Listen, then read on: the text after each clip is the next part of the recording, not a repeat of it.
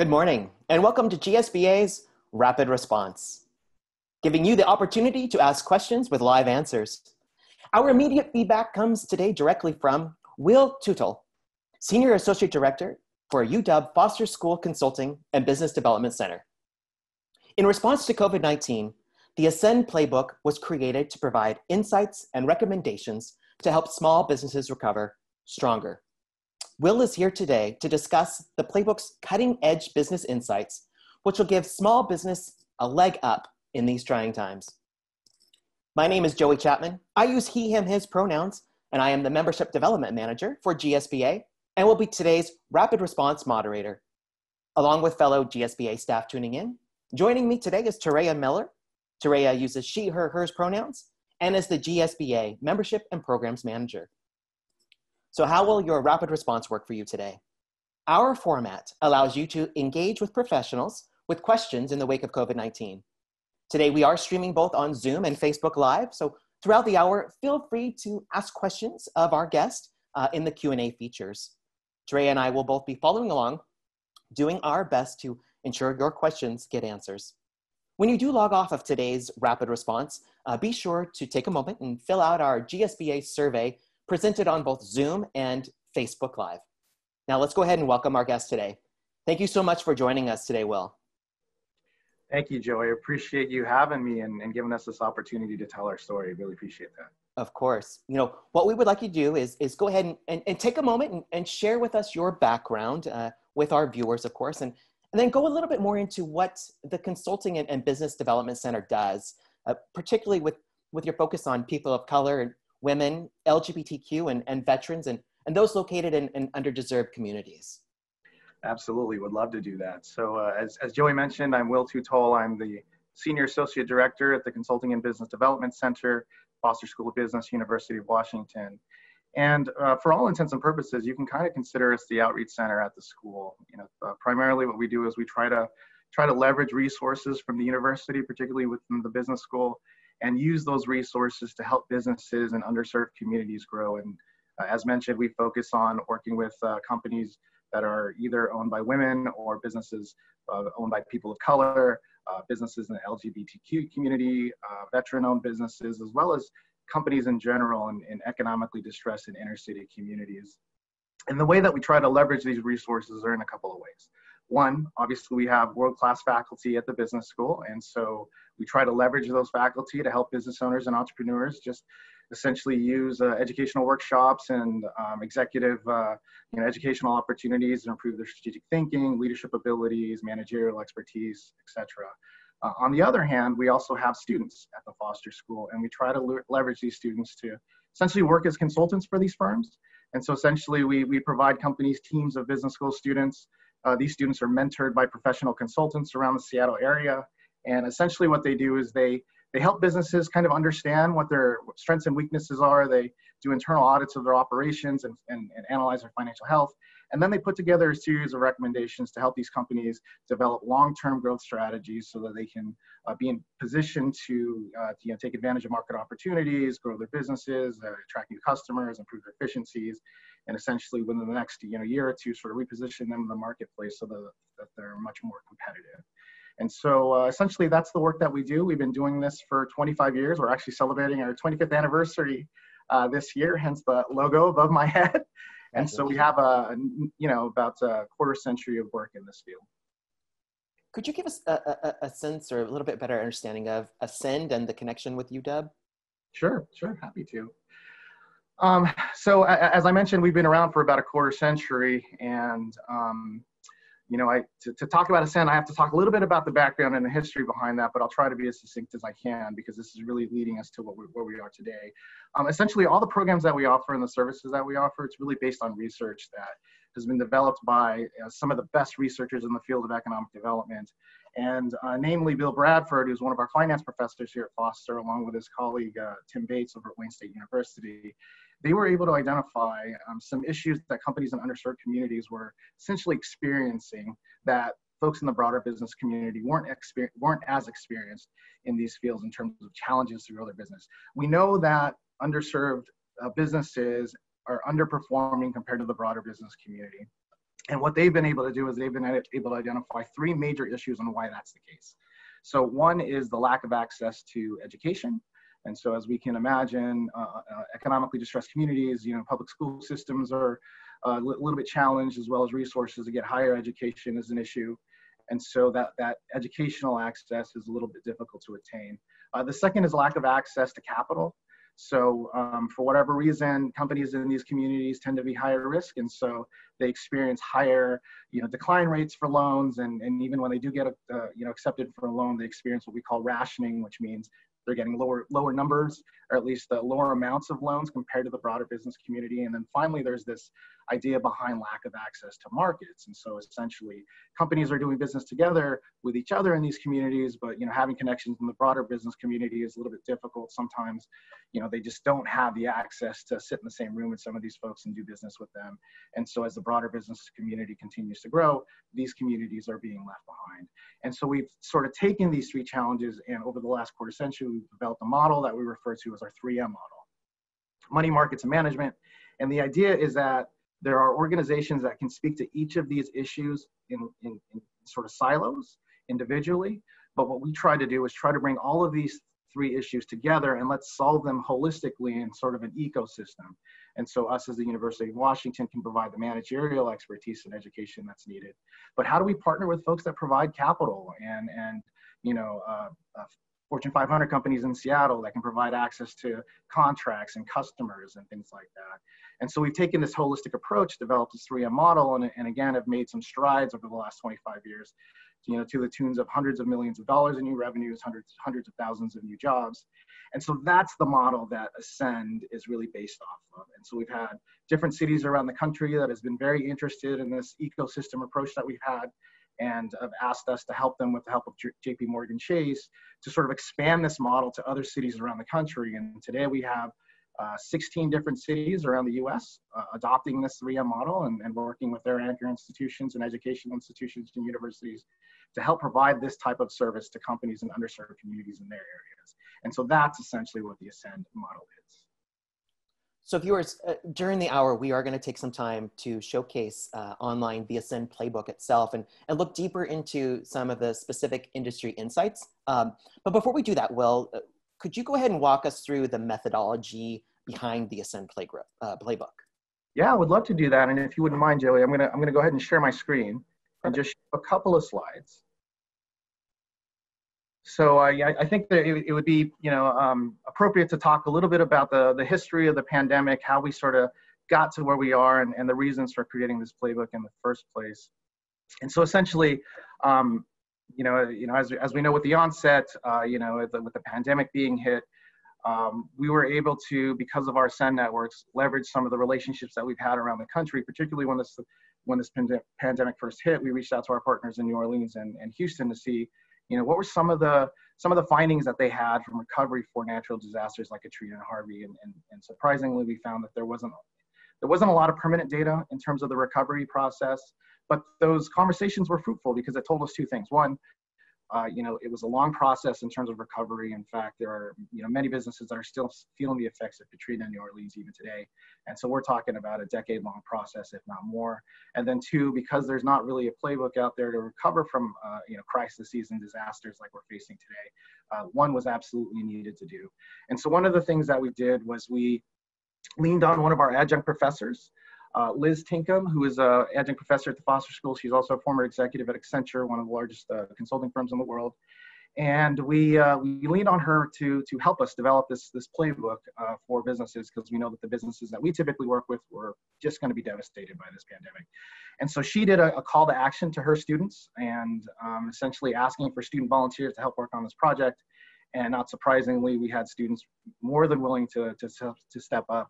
In fact, we had 30 students step up and contribute to this project.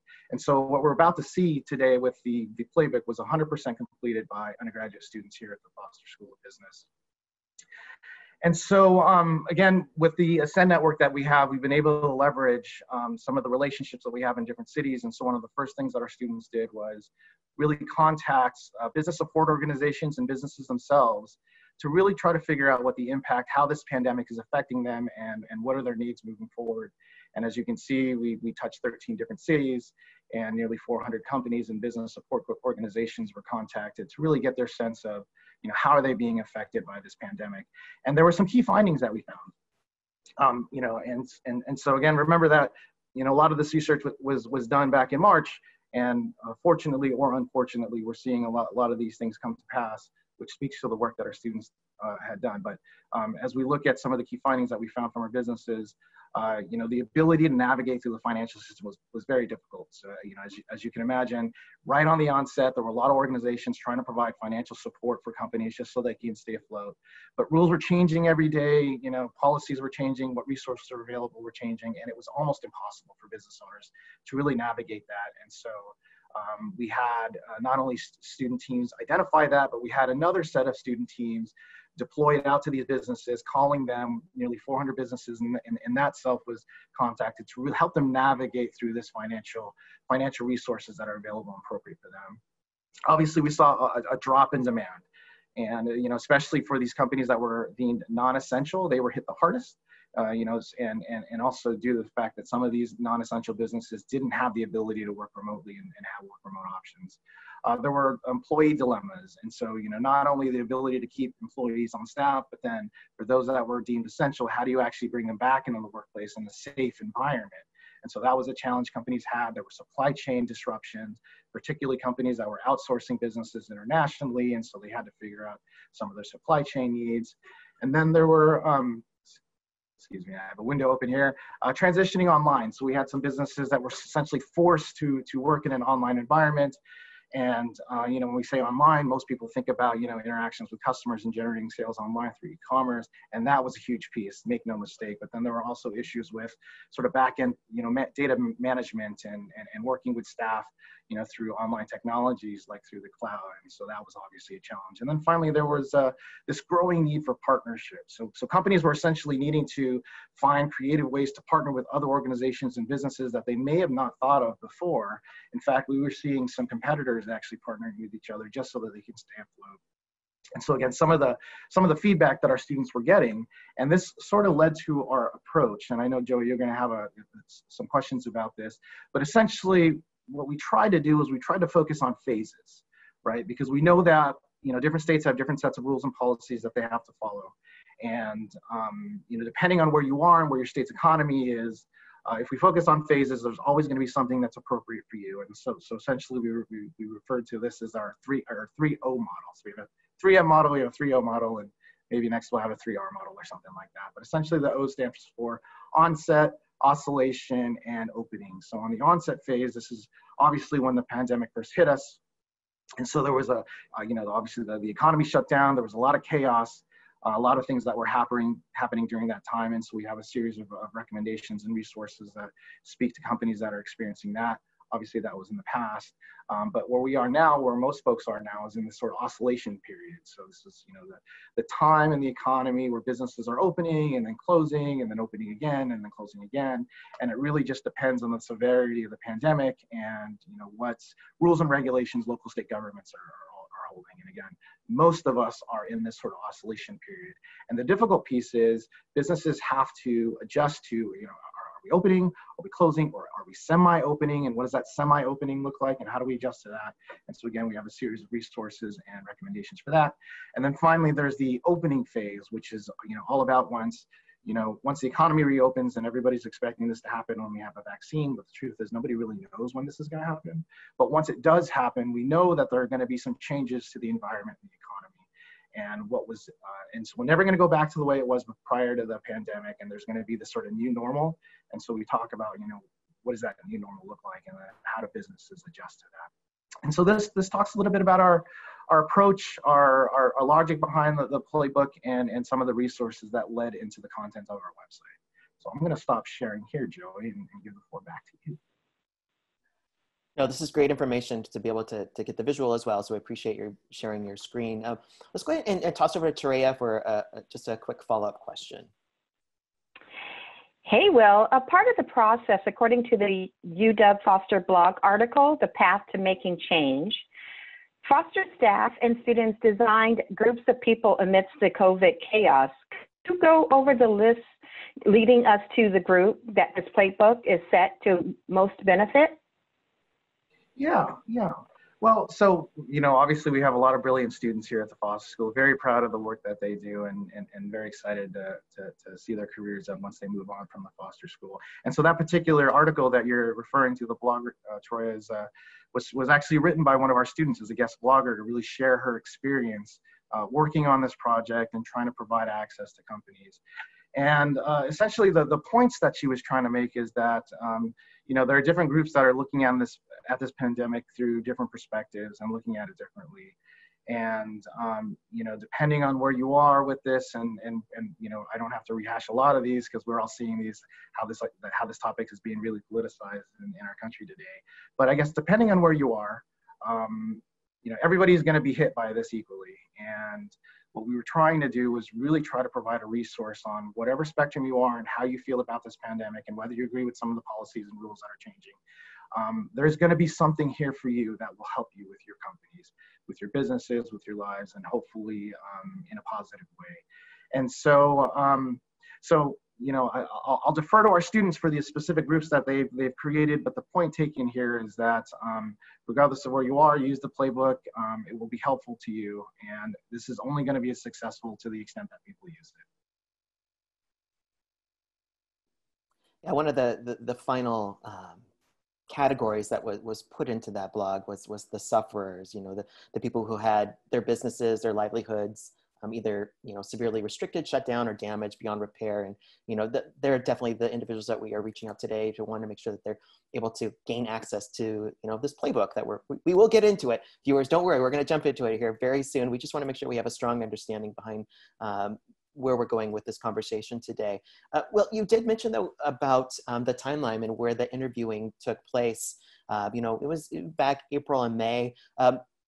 It's been nearly 4 months since those interviews were conducted, and a lot, of course, has changed within that time. Are you confident with the research and the dissemination of the information that will continue to remain relevant, moving forward into fall and into winter? No, absolutely, Joey. So you're absolutely right. A lot has changed, and in some ways, this is unprecedented times for us. I guess we haven't seen a pandemic like this in 100 years, and there's only a select few of us that have experienced that. And so it's uncharted territory for most of us. That being said, when we were doing this research, we knew that there was some immediate responses already available to businesses, with the PPP loans, the PPE loans, the CARES Act, et cetera. And so what we tried to do was we tried to focus this playbook based on sort of that next phase. And so there's immediate help that was already available there. Again, it was a chaotic time and there was a lot of noise. And so we wanted to deliberately, help folks find and navigate through all of this noise and find the resources. But specifically, we wanted to focus this playbook looking forward into the future. And so once you get through this initial phase, what's next? Now that you've kept your business afloat, how do I then get back to the point where I can, grow my business, make it sustainable, and take it on to the next level? And so a lot of the recommendations, a lot of the tools is really based on sort of forward-looking tactics to help businesses improve themselves. And so we'll see as we go through, some of the recommendations was really based on the research that was done back then, but it was taken through the lens and the perspective. How do we have these businesses in that next phase move on so that they can become, again, more sustainable? According to the playbook, the data provided, since the timeline of COVID-19 remains unclear, it's crucial that businesses understand the long-term dynamics of, the economy and consumers. Businesses must adapt their strategies to long-term changes, which are probably going to last beyond COVID-19. You did touch base a little bit on the onset, oscillation, and open, your 3 O's, a little bit earlier. I'm assuming, am I correct? We're in the oscillation period, right? That is correct. And hopefully that we will all be gearing towards the more the reopening and getting those doors and businesses open again for the money to flow and life to get back to normal again. I don't want to spend too much time on that since you did touch base on it a little bit already. How about we go ahead and move forward, jump into the playbook itself. Allow us to gain a better understanding of the potential that this tool can actually bring. And just a reminder to our viewers, the goal of this website is to provide insights and recommendations to help small businesses, recover from COVID-19. So we'll go ahead, feel free to grab the screen again. And if we want to dive into one of the categories, maybe food and beverage first, that would be great. Okay, great, we'll do. So let me share my screen again, and I'm gonna launch the website. Here you go. So this is the playbook, and one of the things that I'll mention up front is that there's a lot of information here. It's in some ways a little dense, and so Joe, as you talked about the survivors, what we're constantly hearing from some folks is that with all the things that are happening and everything that they have to think about in order to just keep their businesses afloat and how that's impacting their personal lives. This is a great tool, but having something that could help them navigate through this particular resource is helpful.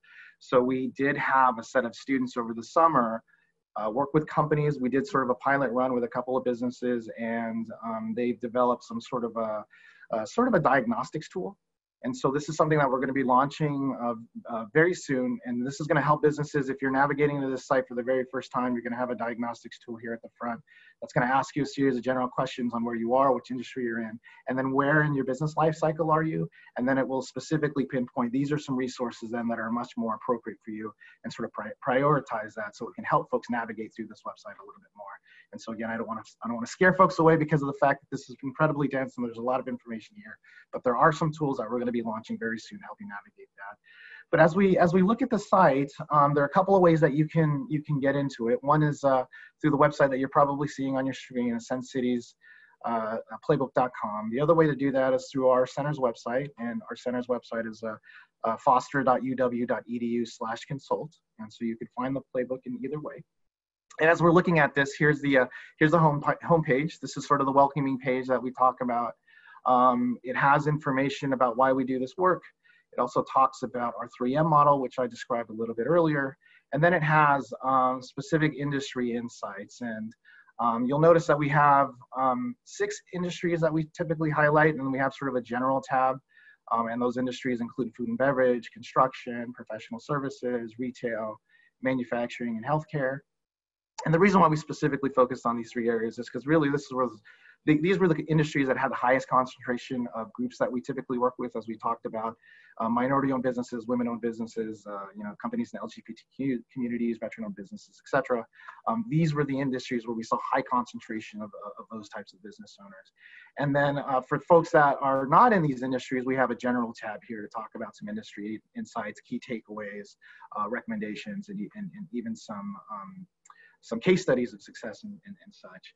And so, let's dive into one of these industries. Let's talk about food and beverage. And so as we click on this, let me expand my screen a little bit more so you can see this a little bit better. So, for all of these industries, you'll essentially see the same format. And the format follows, sort of this, the new normal. So what has changed? As we talked about, industries are being shaken up, and those shakeups are very specific to the industries in question. But specifically for the food and beverage industry, these are some of the things that are very pertinent to them. So obviously we talk about, hygiene standards, crowd controls, as we talk about the oscillation phase and businesses opening, sort of the semi-open, concept, what does that look like in terms of social distancing? How do we need to change the habits of our customers, and so that we can operate in a much more safer environment? We talk about, sort of education, consumer trust, and then, heavy revenue loss. I mean, this is across the board, regardless of the industry that you're in. Most companies are getting hit hard. So these are some of the things and insights that some of our students have researched and developed for us to just talk about what are the issues that a lot of our companies in the food and beverage industry is having. Some of you all who are in this industry have probably experienced most, if not all of these. And again, this is probably not new information to you because you've experienced this firsthand, but it's always a good idea to think about these moving forward as we move through the pandemic. And then we talk about how do we recover, right? And so, in the initial onset phase, all businesses had to shut down. And when it came to, food and beverage service companies like restaurants, I mean, that was very difficult. Particularly those that didn't have online services, takeout, that sort of thing. And so we have some resources here on how to go online, right? And so again, this is sort of the onset phase and the recommendations specific to that phase. And so we have some resources here on how do you reach customers and still engage with them from a personal perspective, because then there's this philosophical shift, right? You've got these companies that are so used to talking directly with customers, and they essentially lose that interaction. So then how do you still maintain this customer engagement in an online format? And there are resources and tools on how to do that, and those resources and tools are available listed here. We talk about some creative ideas, how do we, companies that have, difficulties with delivery systems and things like that. There are some recommendations and insights on that. Again, we talk, we have some resources here on customer engagement. How do you acquire new customers? It's probably more important now to really build your brand awareness, in these times, and how do you use technology to do that? And then we get into the second phase, right? Oscillation. So again, depending on whatever industry you're in, you're always going to find the same format, and we use this format based on the 3 O's model. So in the oscillation phase, as companies begin to open, how do we do so in a very safe environment, particularly when it comes to social distancing requirements? And so again, food and beverage, restaurants, things of the like have their own sets of rules, regulations. And so we have those listed here, things for businesses to prepare for and think about, how do you adopt your menu selections, right? And so, particularly when it comes to, health is a big hot topic word in this economy. So, what are some things that we can do to really promote that? And can we use that as a way to also attract new customers? We talk about collaborating with business owners, and I'll talk a little bit about a local company that we all know here, and how they partnered with specifically competitors so that they can really survive this pandemic. Market what you're doing. So, tips on what pieces of information are very important for customers to know, particularly in an online setting. So these are some lists of things that should always be top of mind when you're putting together a marketing strategy online. And then finally, when we get to opening, this is, pivoting to other business models. So I'm going to use an example here. So there was a company that we worked with. They imported internationally seafood into the local markets. So they had a lot of contracts with companies in Asia and other places. But because of the onset of the pandemic and there were issues with supply chain management, obviously there were a lot of hospitals and other facilities that were having a hard time getting medical supplies. And so they pivoted their business and they said, we have a lot of contacts with international traders because of our supply chain. Can we use these contacts to provide a service for a demand that's very high right now and there's very low supply? And so it's an example of how you can sort of take some of your core competencies and switch some of your business, pivot some of your businesses to take advantages of those core competencies and advantages, but do it in a way that fulfills a supply. I'm reluctant to use this example because obviously this is outside their core competencies. They're all about seafood. They're all about providing fresh produce into the local area. And so this isn't a long-term strategy for them, but this is a way for them to really take advantage of some opportunities in the short term as we talk about how do we stay afloat, how do we find opportunities to stay more resilient. This is an example of that. Partner with businesses and hospitals long-term. And so this was the example that I was sharing on that. Delivery services, right? One of the things that we're finding out is that there was always this segment of the population that was very reluctant to do business online. Most of us were very comfortable with that. There was a segment that was very resistant to that. They would much rather do things, personal interactions, face-to-face interactions, going to brick and mortar stores. And what this pandemic has essentially forced them to do is become comfortable with shopping online and doing business online. And so because of that, we're going to see less personal interactions moving forward, at least as we're talking about this new normal. And so for businesses, they're going to have to deploy the same strategy. For those that were reluctant to do online sales and e-commerce, this is something that has to happen. For those that were reluctant to do delivery services and takeout menus and things like that, this is something that's going to have to happen. So as we talk about the new normal, we need to focus on where are our customers now, how are they comfortable with receiving goods and services, and then how do we pivot our businesses so that we can provide those goods and services. And so that, talks about some of these virtual kitchens, delivery services, and then adapting to the space, right? And so, what does the operations look like? Because, we might have to shift to an online format. Do we really need, this much physical space? And how does that really change our business? Again, we talked about this, virtual kitchen only philosophy, idea or tactic. And so there are just a bunch of different ways and different tools that folks can use to really adjust to this new normal, and a lot of information that's going to describe what that new normal looks like.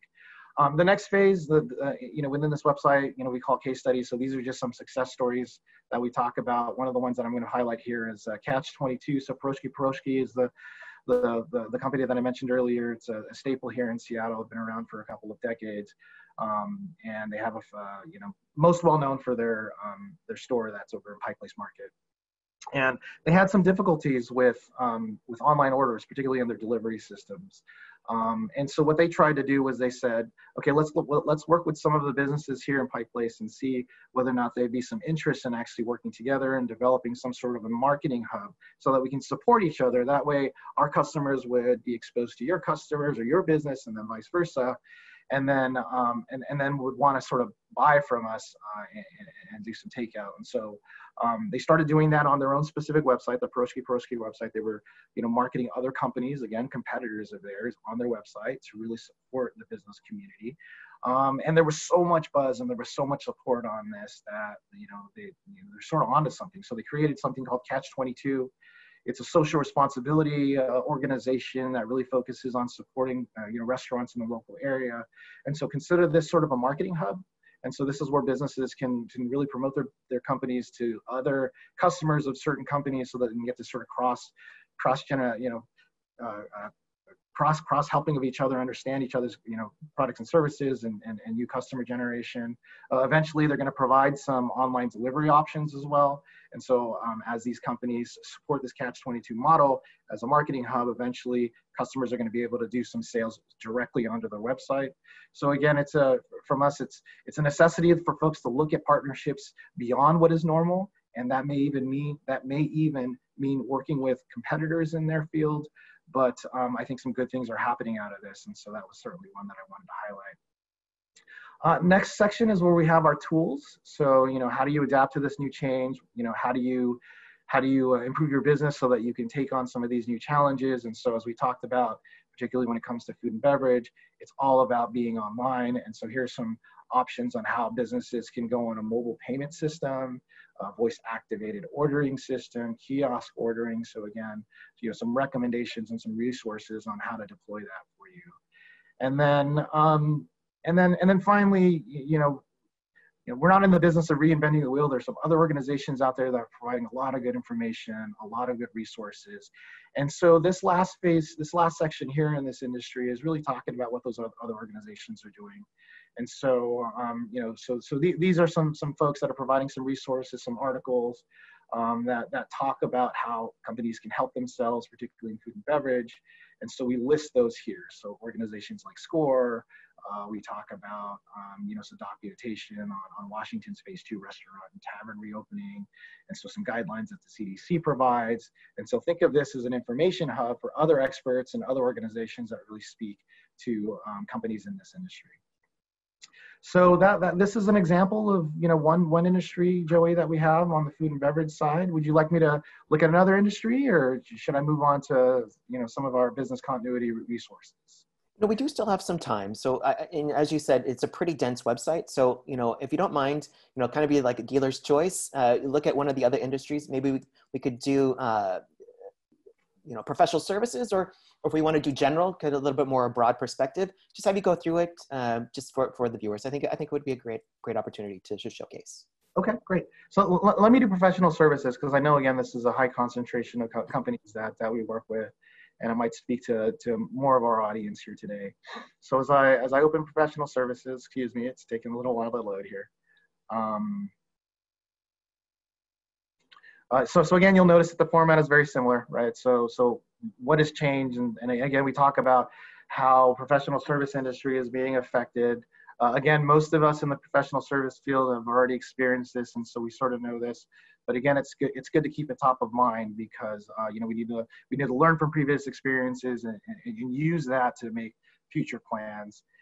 And so digital obstacles, this is a particularly difficult thing for service industries, because not only do we have to now work remotely, and we got to be able to support our staff and do it in a digital and online environment, but then we also have to work with customers in an online environment as well. And so again, how do you do that? Pushing through some digital obstacles. How do you gain the trust? Cybersecurity is a big issue. We saw that with Zoom earlier with data being released, and so yeah, and so some of the things on an online format that were challenges for companies. Project cancellations, and so there were a lot of projects that were in the pipeline that were now no longer in the pipeline, and so lost revenue there. Folks had to pivot. I mean, it really affected folks, staff and employees and things. Talent acquisition, just the ability to bring on new talent into the organizations was essentially halted. And so how do companies in this industry really focus on that? Some of these things were also, so we talked about the security piece here, working remotely. Access to current and prospective clients. So again, even if this was in the food and beverage or service industry, getting new customers was always an issue. And so, this is always going to be brought up regardless of the industry that we're in, right? And so again, some of the things that companies were experiencing in this sector, but it's also always good to review. How do we recover? So this is where we again talk about the 3 phases. So as we do the onset phase, a lot of companies really focused on confidence levels for their employees. I mean, obviously this was a trying time, and a lot of folks were very, very worried about whether or not they were going to have a job. And so businesses, essentially focused internally and trying to figure out how do we maintain the confidence level of our employees, making them feel comfortable that they're still going to be with us. But if we're going to make that promise, then we gotta make sure that it happens. And so obviously taking advantage of a lot of the financial resources. But once that happens, then how do we have our employees work well within our system now that we're all going to be working remotely? And so again, some resources on how to do that, equipping companies so that they can work in a remote environment. Again, how do you interact with customers and clients in a virtual field? So again, some tips and tactics on how to do that. Share technical skills, and so how do we, if employees have a particular skill set, how do we use that skill set amongst different departments, all across our workflow chart when it comes to companies working, with our specific companies. And so essentially, as I talked about back in the food and beverage, what is our core competencies? What is our competitive advantages? What are the skills that our employees have? And then can we think about creatively how to use those across our organization so that we can really be more resilient during this time?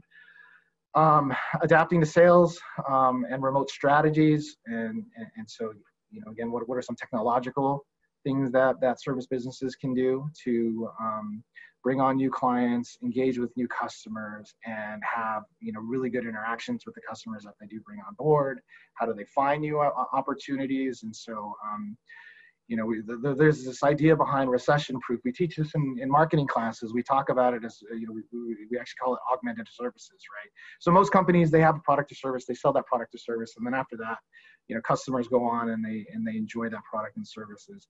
But one of the things that we try to teach businesses to do is they try to figure out, how do you put together a series of augmented services around that particular set of products and services so that you still maintain interactions with your customers even after the sale has been made. So a classic example of this would be something like, if you were a BMW dealership, you sell the car, the actual product is the car itself, but once customers leave the lot, they still have to get it maintenance, they still have to get maintenance, they still have to do warranties, they still have to do a series of other services that maintain this relationship with the dealership so that, there's still interaction after the actual initial sale was done. And so we talk about on this professional service side, what are some things that we can do to maintain those relationships with your customers so that you're essentially recession proof. So regardless of whether the economy goes up or down, you've got a strategy there to maintain your business. And so that's some of the ideas behind some of these things. As we talk about keep new talent flowing, some folks will say, it's difficult to be in a time of crisis, but also there are some opportunities in a time of crisis. And some of those opportunities are, being able to attract really talented, really talented individuals from other companies to join their firms, right? And so there are some strategies here on how do you keep those talented folks within your workplace. And so again, talking about the onset phase, these are some of the things that companies experience and some tips on how to ward off against that. Again, the oscillation period is when things are opening and reclosing. And so as we talk about service businesses, how do you prepare the workforce so that they can come back to the work environment in a safe way? But then also, how do you, what are some things that you need to change within your operations so that you can do that? And so we talk about personal protection equipment and all these other things that are going to make it safe for employees to get back into the workplace. These are things that folks need to consider, and these are resources that they can help, execute on that. Again, communicating to your staff and communicating to your clients so they can come back into a safe environment because they're doing everything they can to make sure that it's safe. Keep the pipeline warm. So, as some companies experience layoffs and other experience furlongs and things like that, what are some things that folks can do as they're reopening, bringing some of these clients or some of these employees back onto their payroll? How do you maintain those relationships while they're still either unemployed or on furlough? So again, some ideas around that. And then of course, technological needs that could help out with some of the reopening as well. And then we move into the opening phase. And so adapting to this new technology. One of the things that we're hearing from some of our businesses in the service industry is that customers are more willing now, more than ever, to do business online. It used to be that, particularly if you had a very important client that, was very valuable to your business, you would hop on a plane, go to their facility and spend a couple of hours with them before flying back. And now because of technology, these clients are more and more comfortable with just doing things online. And so in some ways, it's going to be very much more efficient. It's going to bring a lot of the cost down to some of these companies. And so, again, how do we take advantage? I mean, again, there are a lot of challenges that this pandemic is bringing on. So make no mistake, but there are some opportunities as well. And so how do we take advantage of some of those opportunities? So when we do this new normal, it'll actually help us in the long run.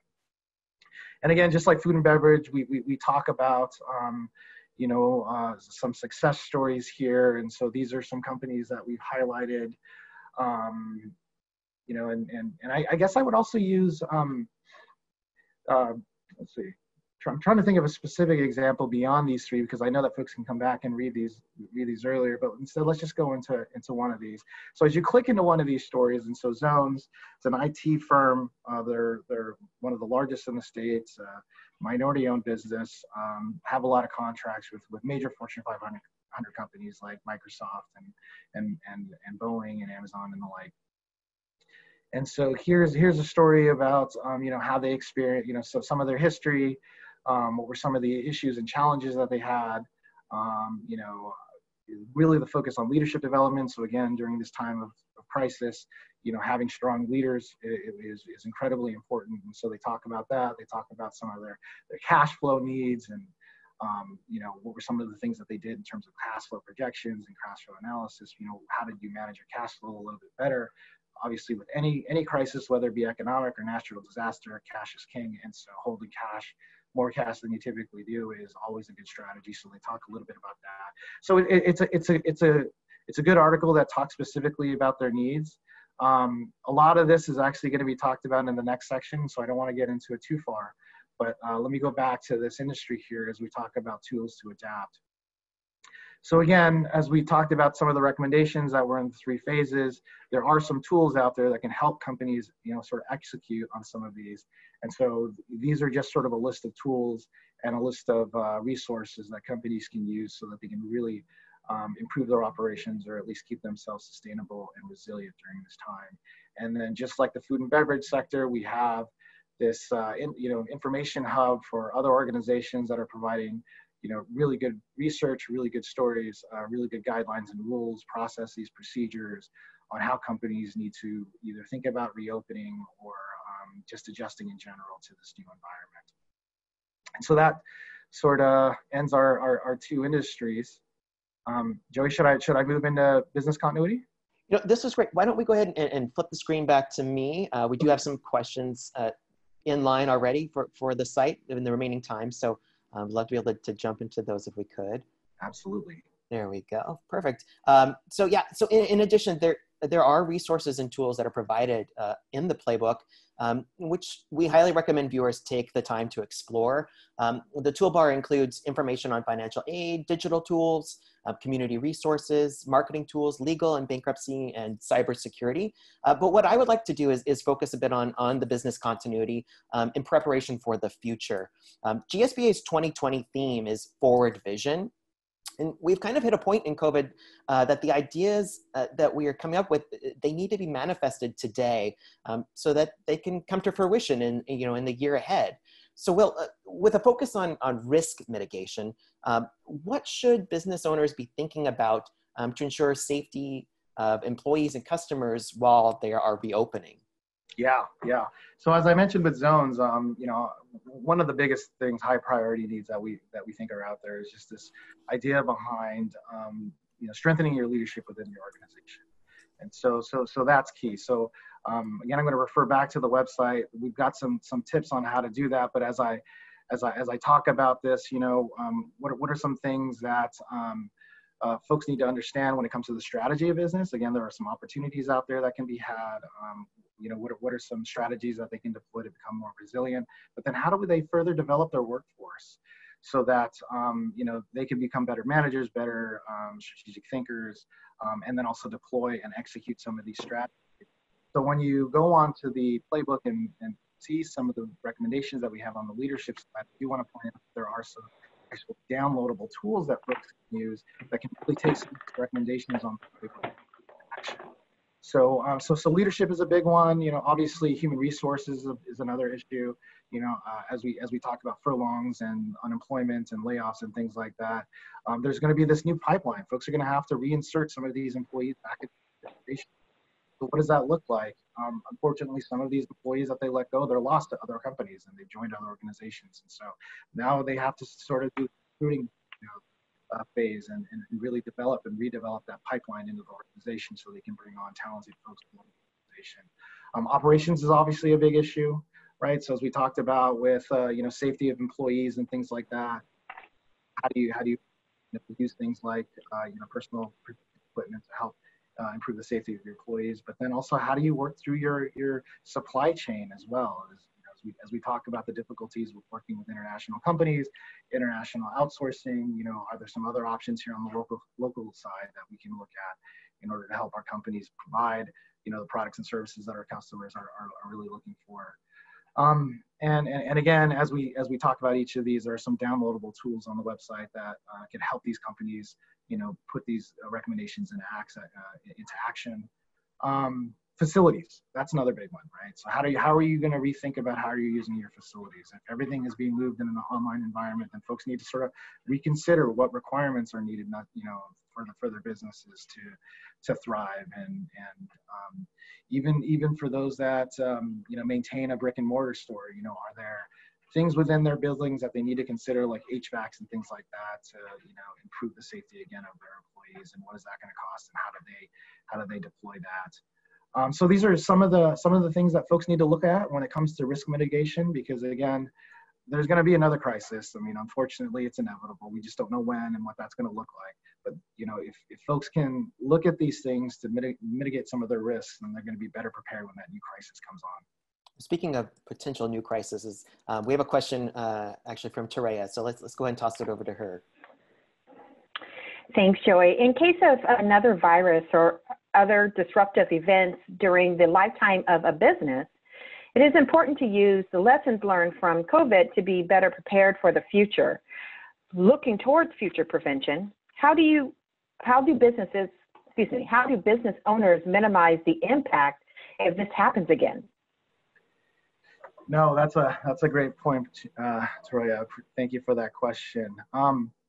So one of the things, unfortunately, that we found through this process is that a lot of small and mid-sized firms don't have continuity plans.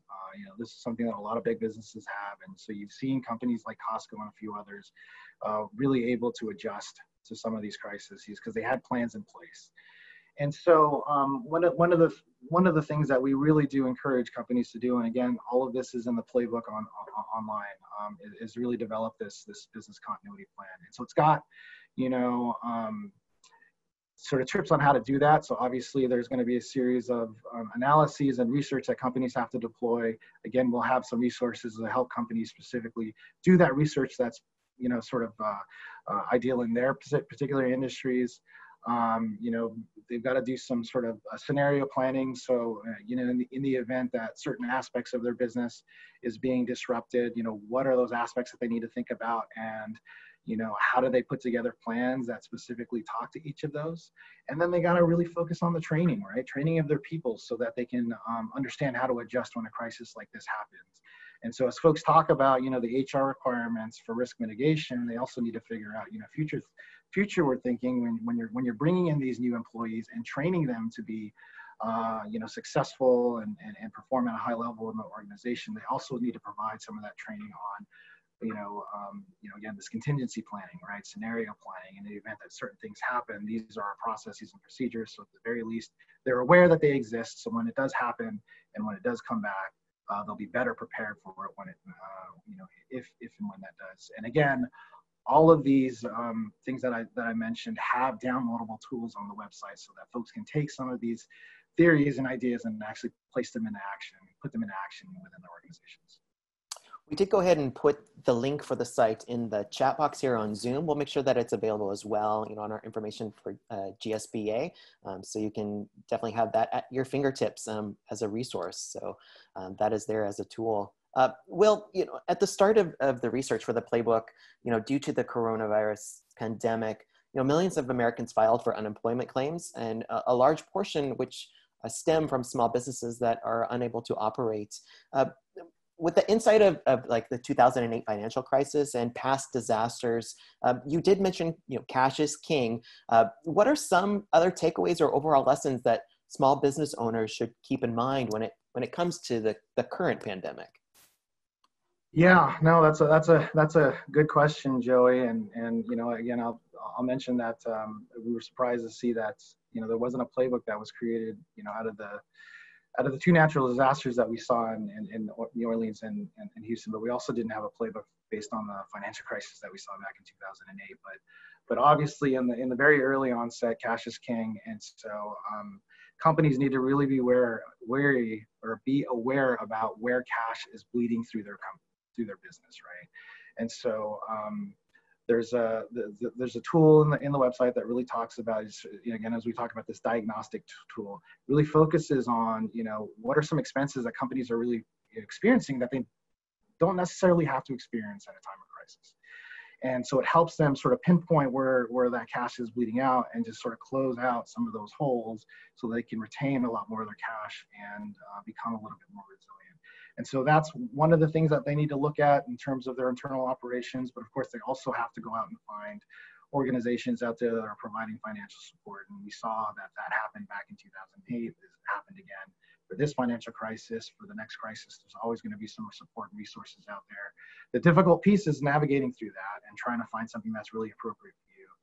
And so, you know, getting an understanding of, you know, what your financial needs are prior to what that happened, prior to this, or, you know, next crisis happens, is really going to give you a head start when these resources come on, because again, there's going to be a lot of noise, it's going to be a lot of chaos.